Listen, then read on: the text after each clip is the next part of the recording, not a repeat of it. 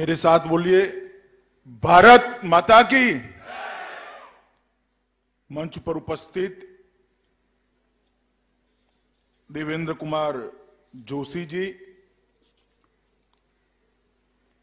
मंच के सामने बैठे हुए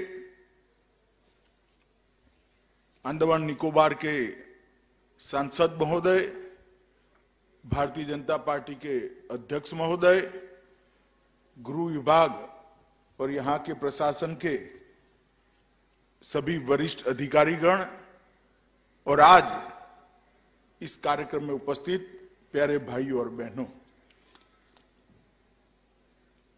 आज दूसरी बार मेरे जीवन में मुझे आजादी के तीर्थ स्थल पर आने का मौका मिला है। मैं जब जब यहां आता हूं, एक नई ऊर्जा और प्रेरणा प्राप्त कर कर वापिस जाता हूं, क्योंकि ये वो जगह है जहां पर अनेक नामी अनामी स्वतंत्र सेनानियों ने अनमानवीय टॉर्चर सहा है, अपना सर्वस्व बलिदान किया है और कठोर से कठोर हृदय के संकल्पवान व्यक्ति को तोड़ दे इस प्रकार की सभी यातनाओं को सहने के बावजूद भी जाते वक्त भी वंदे मातरम और भारत माता के जय घोष के साथ वो वापिस गए। देश भर के लोगों के लिए अंग्रेजों ने बनाई हुई सेल्युलर जेल सबसे बड़ा तीर्थ स्थान है और इसीलिए सावरकर जी कहते थे, ये तीर्थों के अंदर महातीर्थ है जहां पर आजादी की ज्योति को प्रज्वलित करने के लिए अनेक हुतात्माओं ने अपना बलिदान दिया। और मेरी ये आज की इस तीर्थ स्थान की मुलाकात इसलिए भी महत्वपूर्ण है कि वर्ष हमारे आजादी के अमृत महोत्सव का वर्ष, आजादी के संग्राम से प्रेरणा लेकर फिर से एक बार अपने आप को देश के लिए समर्पित करने का वर्ष और अमृत महोत्सव के मौके पर जब आजादी के 100 साल पूरे होंगे, सदी पूरी होगी, तब भारत कैसा महान होगा इसका संकल्प लेने का वर्ष। और इसीलिए देश के प्रधानमंत्री श्री नरेंद्र मोदी जी ने इस वर्ष को बहुत उत्साह के साथ आजादी के अमृत वर्ष के रूप में मनाने का निर्णय किया है और पूरे देश की जनता इस फैसले से न केवल खुश है, अपना सहभागिता देने के लिए उत्साहित भी है। और आज स्वतंत्रता आंदोलन की तपोस्थली पर, संकल्प स्थली पर जब मैं आया हूं, तब सबसे पहले 1000 से ज्यादा स्वतंत्र सेनानियों के बलिदान और उनके संकल्प को बहुत सम्मान के साथ नमन कर कर मेरी बात की मैं शुरुआत करना चाहता हूं। मित्रों, आज विजयादशमी, विजयादशमी के दिन को हम पूरे भारतवर्ष में बुराई पर अच्छाई के विजय के प्रतीक के रूप में बनाते हैं और आजादी का एक तीर्थ स्थल भी बुराई पर अच्छाई के विजय का प्रतीक है। यहीं पर एक संकल्प लिया गया था, भारत देश को, भारत माता को कोई गुलाम नहीं रख सकता। कितना भी ताकतवर शासन हो, उनको कोई अधिकार नहीं है इस महान देश पर शासन करने का। हम स्वतंत्र होंगे और अपनी विजय गाथा हम खुद लिखेंगे। और आज देखिए, आजाद हुए 75 साल हो गए और मोदी जी के नेतृत्व में भारत ने दुनिया के अंदर अपना स्थान प्रथम पंक्ति के डेमोक्रेटिक कंट्री के नाते प्रस्थापित किया है। मुझे लगता है आज जहां पर भी ये सारे हुतात्माओं की जहां पर भी उपस्थिति होगी इनके मन को सुकून और शांति का अनुभव होता होगा। क्योंकि अब जो रास्ता मोदी जी के नेतृत्व में भारत ने आगे बढ़ाया है, जिस रास्ते पर चलने का निर्णय किया है और जिस रास्ते पर 7 साल के अंदर एक बहुत लंबी मजल हम काट कर यहां खड़े हैं, वो पीछे मुड़ने का रास्ता नहीं है, आगे बढ़ने का रास्ता है। और सावरकर और सन्याल जैसे, भाई परमानंद जैसे वीर स्वतंत्र सेनानियों की संकल्पना का भारत बनाने का रास्ता है। इसलिए मुझे आज यहां आकर बहुत बहुत आनंद भी होता है और बहुत उष्मा भी मैं महसूस करता हूं। आज स्वतंत्र वीर सचिन सन्याल की कोठरी में जाकर उनके चित्र पर माल्यार्पण किया मेरे जैसे व्यक्ति के लिए भाव विभोर होने वाला क्षण था। शायद ये सभी स्वतंत्र सेनानियों में सचिन सन्याल जी एक ही व्यक्ति थे जिनको 2 बार काला पानी में लाया गया था और 2 बार सजा हुई थी। और पश्चिम बंगाल का हमारे स्वतंत्रता के संग्राम में बहुत बड़ा विशिष्ट योगदान रहा है। मैं जब यहां आता था तो 1938 तक के सारे स्वतंत्र सेनानियों को जिनको यहां लाया गया उनकी सूची बड़े सम्मान के साथ यहां बनाई है, उसको देखा। बंगाल को ही ये गौरव प्राप्त है कि सबसे ज्यादा स्वतंत्र सेनानी बंगाल और पंजाब से यहां पर आए और ये पूरे देश के लिए गौरव की बात है कि सचिन सन्याल इतनी यातनाएं सहन करने के बाद जब वापस गए फिर भी इन्होंने अंग्रेजों के खिलाफ संघर्ष नहीं रोका और मां भारती को गुलामी की जंजीरों से स्वतंत्र कराने का अपना अभियान भी नहीं रोका। फिर से आना पड़ा, परंतु वो अभियान उन्होंने चालू किया। ये पुण्यात्माओं का मैं आज यहाँ पर आशीर्वाद भी मांगता हूं और उनसे प्रेरणा भी प्राप्त कर फिर से एक बार अपने आप को महान भारत के संकल्प के लिए मैं समर्पित करता हूं। मित्रों, आज जब हम यहां बैठे हैं, वीर सावरकर को याद करे बगैर कैसे जी सकते, कैसे जा सकते। सेल्युलर जेल को सावर जी के मनोभाव से तीर्थ स्थान बनाने का काम सावरकर जी ने करा था। उन्होंने पूरी दुनिया में एक संदेश दिया कि कितने भी जुर्म कर लो, कितनी भी यातनाएं दे दो, कितने भी अमानवीय बर्ताव कर लो, मगर मेरे अधिकार को आप रोक नहीं सकते और मेरे देश को स्वतंत्र करने का मेरा अधिकार है, ये जन्मसिद्ध अधिकार है। इसकी सिद्धि यहां वीर सावरकर ने करी थी। आज मैं उनको जहां रखा था वहां पर भी जाकर आया। इसके सामने ही फांसी घर है, इसके सामने ही कोलू के अंदर बैल की जगह हमारे स्वतंत्र सेनानियों को जोड़कर तेल निकालने वाली स्थली भी उसके सामने, उसके सामने ही पूरी बेड़ियों की जंजीरों में रोककर बांधकर कोड़े से देने की सजा का स्थल भी उन्हें न जाने 10 साल के अंदर सावरकर जी ने कितने कितने अत्याचारों का यहां अनुभव किया होगा और 10 साल के अंदर सावरकर जी ने कितने फांसी पर चढ़ते हुए वीर स्वतंत्र सेनानियों का अंतर्नाद भी सुना होगा। और फिर भी दृढ़ता के साथ वीर सावरकर स्वतंत्रता संग्राम के जुड़े। मित्रों, वीर सावरकर को वीर की उपाधि कोई सरकार ने नहीं दी, कोई प्रशासन ने नहीं दी है। 130 करोड़ की जनता ने मन से सावरकर जी के आगे वीर शब्द को जोड़ा है। वो उनके पराक्रम और उनकी देशभक्ति को एक्नॉलेज करने के, अनुमोदन करने के लिए जोड़ा है। आज कुछ लोग सावरकर जी के जीवन पर सवाल उठा रहे हैं। बड़ा दुख होता है, दर्द होता है, वेदना होती है कि जिस व्यक्ति को एक ही जीवन में 2 जन्म टिप की सजा हुई, उस व्यक्ति की देशभक्ति पर आप सवाल उठा रहे हैं।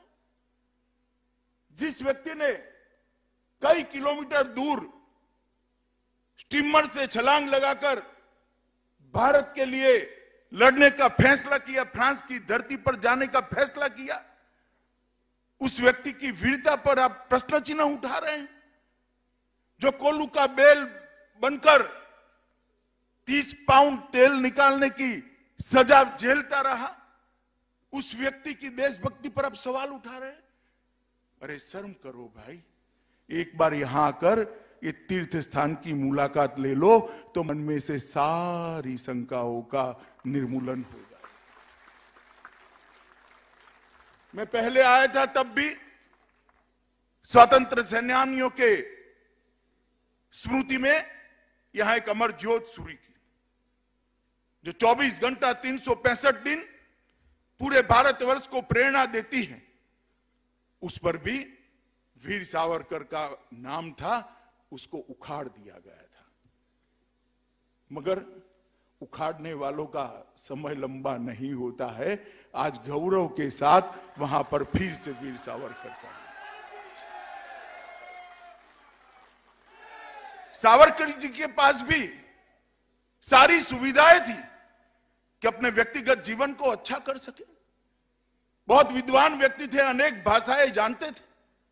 अभी हमने उनकी उर्दू में लिखी हुई कविताएं सुनी। भाषा क्या करती है, भाव जो मन में होता है वो ही अभिव्यक्त होता है। मन में एक आदर्श देशभक्त का भाव था, इसकी अभिव्यक्ति अनेक भाषाओं में हुई। ये बहुत बड़े भाषा शास्त्री थे, बहुत बड़े समाज सुधारक थे, बहुत बड़े स्वतंत्र सेनानी थे, एक ऊर्जावान वक्ता थे और एक बहुश्रुत, जिसको सुनने का मन हो ऐसे वक्ता थे। और उनकी लिखी हुई किताबों से मालूम पड़ता है कि मां सरस्वती की उनकी लेखनी पर इतनी कृपा थी कि उन्होंने जो लिखा, सन 57 का स्वातंत्र संग्राम, 1857 का स्वातंत्र संग्राम, उसको छपने से पहले ही अंग्रेजों ने बैन कर देना पड़ा था। शायद दुनिया में एक ही पुस्तक ऐसी है जिसको छपने से पहले प्रतिबंधित होना पड़ा, मगर प्रतिबंध रखने वाले चले गए। वो पुस्तक आज मेरे जैसे कई देश के लोगों के पास प्रेरणा स्थल के रूप में सावर जी के विचारों को हमें परिचय कराती है। मित्रों, इतना बड़ा विचारक, इतना बड़ा साहित्यकार, इतनी वीरता कि एक ही जीवन में 2 काला पानी की सजा हो और उसके लिए हम विवाद खड़ा करें।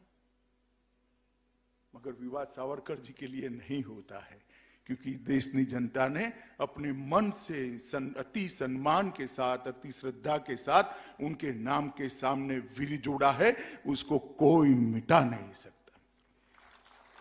और उनके जीवन की देश के प्रति समर्पण और देशभक्ति की उत्कृष्ट भावना का उदाहरण है। जब उनका शरीर काम नहीं कर सकता था, हमने देखे ढेर सारे लोगों को जीवन जीने का मोह बड़ा होता है। सावरकर जी के जीवन में एक ऐसा समय आया कि शरीर काम नहीं करता। उन्होंने संदेश दिया कि मेरा शरीर अब काम नहीं करता है, ये भारत माता के काम का नहीं है। मैं जन्म से हिंदू हूं, पुनः जन्म में मानता हूं। मैं मेरे शरीर का आत्म विसर्जन करना चाहता हूं और खान पान, पानी और अनाज छोड़कर अपने आप को विसर्जित कर फिर से एक बार भारत माता की सेवा में आने के लिए जिस आदमी ने मार्ग प्रशस्त किया, वो 10 साल अपने जीवन के युवानी के यहां पर रहा है। और इसीलिए ये तीर्थों में महातीर्थ, इसीलिए भारत के युवाओं के लिए प्रेरणा स्थल है। और इसीलिए यहां आकर ऊर्जा और प्रेरणा और शक्ति तीनों प्राप्त होता है। मित्रों, आज मुझे बहुत आनंद है कि आजादी के 75वें साल में हम यहां पर उपस्थित है और ये सभी हुतात्माओं को श्रद्धांजलि दे सकते हैं। मित्रों, मोदी जी ने आजादी के 75 साल आजादी का अमृत महोत्सव मनाने का इसलिए निर्णय लिया है कि विशेषकर युवा पीढ़ी को आजादी के संग्राम की जानकारी मिले। अनेक जाने अनजाने जिनका नाम गुमनाम हो गया, ऐसे अनजान शहीदों को, अनजान स्वतंत्र सेनानियों के वीरता के और आजादी में उनके योगदान का परिचय हमारी युवा पीढ़ी को हो। एक और आजादी के अमृत महोत्सव के माध्यम से देश की युवा पीढ़ी में फिर से एक बार देश के लिए कुछ करने का जज्बा और देशभक्ति को जागरूक करना है। और दूसरी ओर इस देश को कैसा बनाना है, महान भारत कैसा होगा। मोदी जी हमेशा कहते हैं भारत प्रथम। वो कल्पना क्या है, इसके लिए संकल्प लेने का भी यही वर्ष है। यहां से मैं पूरे देश के युवाओं को कहना चाहता हूं कि हम आजादी के बाद ही जन्मे हैं। हमें आजादी के लिए मरने का मौका तो नहीं मिला, देश के लिए मरने का मौका नहीं मिला, मगर क्या हम देश के लिए जी सकते हैं, देश के लिए जीने का निर्णय कर सकते हैं? और अगर ये निर्णय हम करना चाहते हैं तो आजादी के अमृत महोत्सव के वर्ष के अलावे कोई अच्छा मौका हो नहीं सकता, और इस सेल्युलर जेल के अलावे कोई अच्छा स्थान हो नहीं सकता। तो देश भर के युवाओं को देश के विकास के साथ, देश के भविष्य के साथ, देश को महान बनाने के संकल्प के साथ जोड़ने का स्वप्न इस देश के प्रधानमंत्री नरेंद्र मोदी जी का है। और इसीलिए आजादी का अमृत महोत्सव मनाने का एक निर्णय हुआ है। और मुझे बड़ा गौरव है कि इसी आजादी के अमृत महोत्सव के अंतर्गत ही मैं आज इस महान तीर्थ स्थल पर उपस्थित हूं और यहाँ अमर हुतात्माओं को श्रद्धांजलि देकर मैं यहाँ आया हूं। मित्रों, ये जेल का इतिहास है। सन 57 की प्रथम क्रांति से लेकर 1938 तक अंग्रेजों के लिए जो सरदर्द बन जाते थे, वो सारे स्वतंत्रता सेनानियों को यहाँ लगे। लगभग 1000 के करीब लोगों ने यहाँ पर अपने जीवन के उत्तम वर्ष यातनाएं सहन करते करते निकाले हैं। कई लोगों ने यहीं पर दम तोड़ दिया, कई लोग यहाँ पर पागल भी हो गए इस प्रकार की यातनाओं को सहन करते करते, मगर वो कभी भी अंग्रेजों के सामने झुका नहीं है। सन 57 की क्रांति के बाद यहां पर जो पहला जत्था लाया गया, उसमें से 90% लोग बहुत शास्त्रों के विद्वान थे, जमींदार थे, बड़े बड़े सेनानी थे, बड़े योद्धा थे। ऐसे लोगों को यहां मजदूरी कराकर जेल बांधने के काम में लगा दिया गया था, मगर फिर भी इन्होंने माफीनामा नहीं दिया। फिर भी इन्होंने मन से देशभक्ति की ज्वाला को जरा एक समय के लिए भी बुझने नहीं दिया।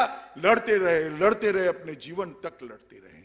और सन 57 क्रांति से लेकर जब हमारा आजादी का आंदोलन समाप्त हुआ, तब तक न जाने कितने कई लोग यहाँ पर आए। महाराष्ट्र के फड़के जी, इनके आंदोलन में जो रामोसी सशस्त्र आंदोलन हुआ, उसके योद्धा भी यहाँ आए। मणिपुर बर्मा का स्वतंत्र संग्राम, इसके योद्धा भी आए। पंजाब के गदर आंदोलन के योद्धा भी आए। बंगाल के अनुशीलन समिति के लोग भी आए। अलीपुर मामले के सारे स्वतंत्र सेनानियों को भी लाया गया। ढेर सारे स्वतंत्रता के लिए किए गए प्रयास यहाँ पर आए। यहाँ सावरकर बंधु दोनों भाई कई सालों तक रहे। मोतीलाल वर्मा, बाबूराम हरि, पंडित परमानंद, लद्दाराम, सचिव सन्याल, उल्हासकर दत्त, बारिंद कुमार घोष, भाई परमानंद, पृथ्वी सिंह आजाद, पुलिन दास, त्रिलोक्यनाथ चक्रवर्ती, गुरुमुख सिंह, ढेर सारे लोगों की एक लंबी सूची है जिन्हें यहाँ मां भारती के लिए अमानवीय यातनाओं को सहन करने का काम किया।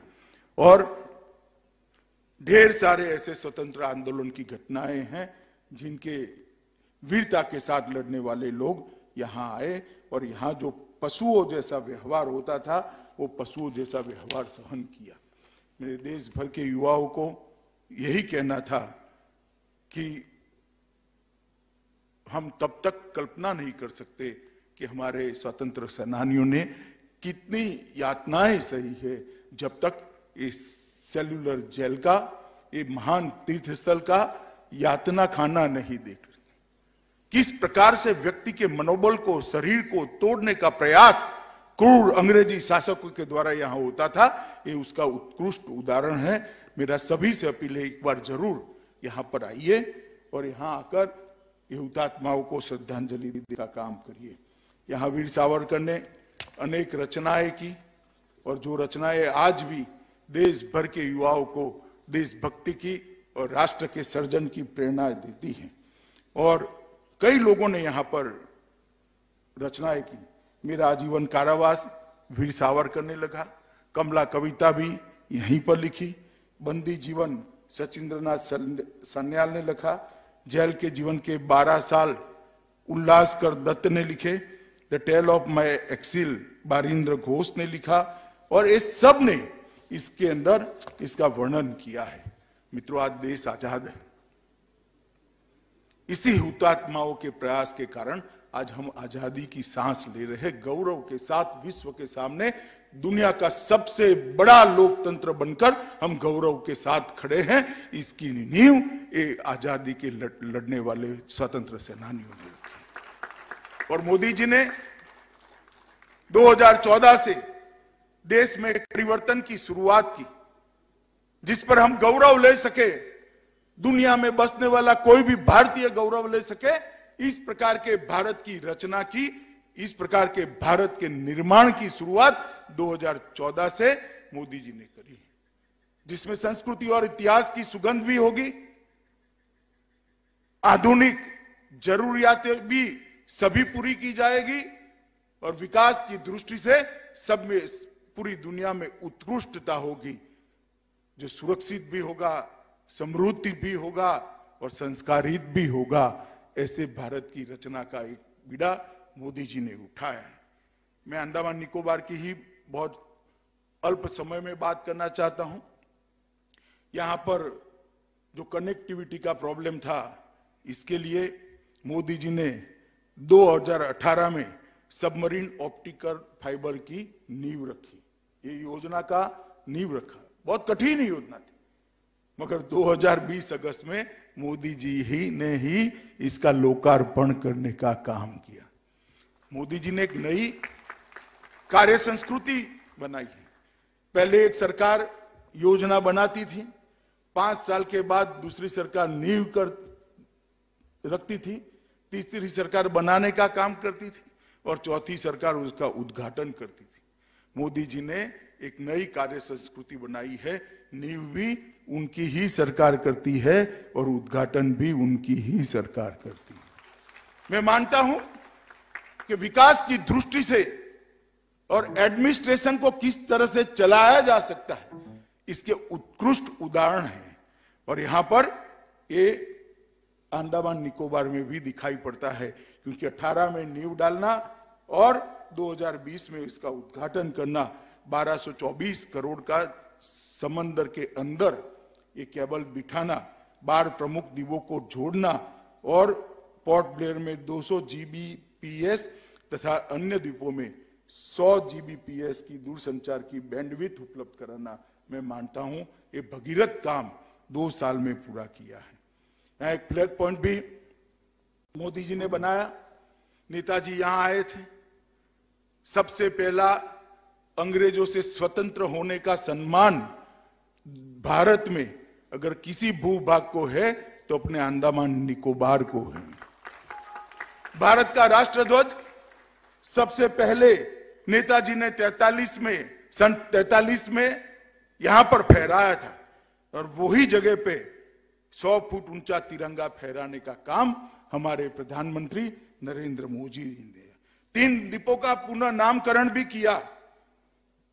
हेवलॉक द्वीप का नाम बदलकर स्वराज द्वीप, जो सारे हुतात्माओं को श्रद्धांजलि के रूप में नामकरण किया।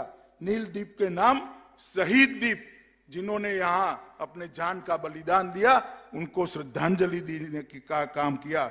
और रोस द्वीप का नाम नेताजी सुभाष चंद्र बोस द्वीप रखा गया, क्योंकि भले सुभाष चंद्र बोस ने 2 साल के अल्पकाल के लिए इस भूमि को स्वतंत्र कराया था, मगर अब चिरकाल के लिए, सनातन काल के लिए भूमि स्वतंत्रता प्राप्त कर चुकी है।